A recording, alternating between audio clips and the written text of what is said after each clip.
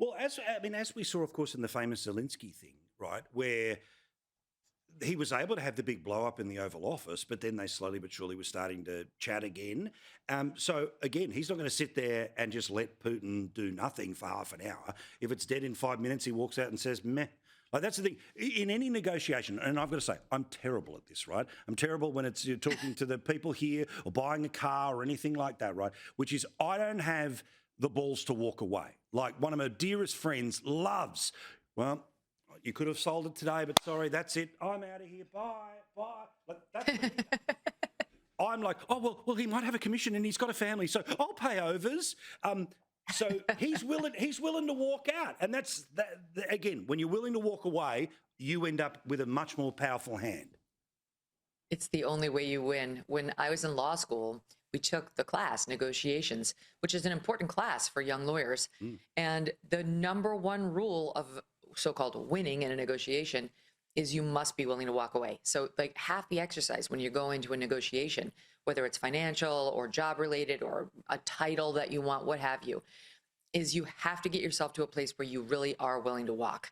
You have to get there. And because if you're not, it shows. So Trump, he's always willing to walk. And honestly, on Ukraine, I get that it is potentially our problem too. Like, we don't want Putin running around the world taking over countries. But at its core, it is much more Ukraine's problem than it is our problem. And it's much more Europe's problem than it is our problem. So Trump does sort of have the ability to be like, I'm really kind of losing my patience for this, which is exactly what Putin would love. But him to say, like, I'm done negotiating with you. You don't seem like a good faith actor. So I'm going to do these secondary sanctions and try to increase the pain on you. They're really going to hurt you. They're not going to hurt me. But if they work or they don't work, I don't care. So it's like the only one who has skin in this game is you, Mr. Putin. I think Trump's kind of getting there. And I think he genuinely is done with both of these characters. Yeah. And speaking of negotiations, what do you reckon the negotiation balance or imbalance was between Harry and Meghan and Netflix? Because they have redone a deal, but it's a really piss-weak version of the first deal.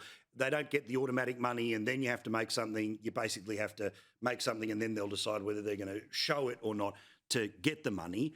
How do you reckon that negotiation went? Well, to me, it sounds like Netflix wanted to cancel and someone representing Meghan and Harry begged them to at least say that it's a first look. Like, you're not cut off, you're not canceled. They don't think you're losers, which we all do. But they don't think that. They think you're winners. They're such winners that they want to first look at any projects you're going to unleash down the line, because they might want to buy it. But really, it's just a save face mechanism because Netflix has these two under contract. If it wanted to renew some exclusive deal with them, it would have. It has more money than God. It's not hurting for cash. It could easily renew a deal with these two. And so I think the first look thing saves face for them. It's probably negotiated by Ari Emanuel, who has many other deals with them. So it's very easy for him to leverage and say, hey, give us this so that they save face and it doesn't hurt you at all. What do you lose by, getting a first look? And also it hedges Netflix bets just in case when the king, God forbid, dies, they want to tell all their disgusting stories about him, which is right on brand for them. Right? If they do have something more they want to say about the actual interesting people, the royal family, that would sell. It's always sold before for them. The one thing they did for Netflix that worked was that special on Megxit and her leaving the royal family and all the tea they spilled on the royal family with her mocking the queen with her deep bow or curtsy, what have you.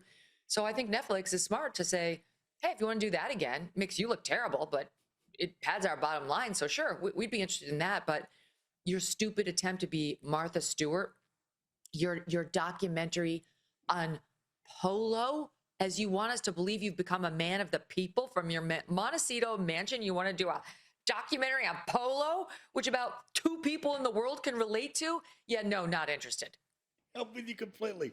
Well, as always, we get the first, second, and forever look at your good self. We get to see that, of course, each and every day with the Megyn Kelly Show, which is on Sirius XM, find on YouTube podcast. It is kicking ass as always, and she gives us too much of her time each and every week, and we're very thankful for it. Thank you, Megyn.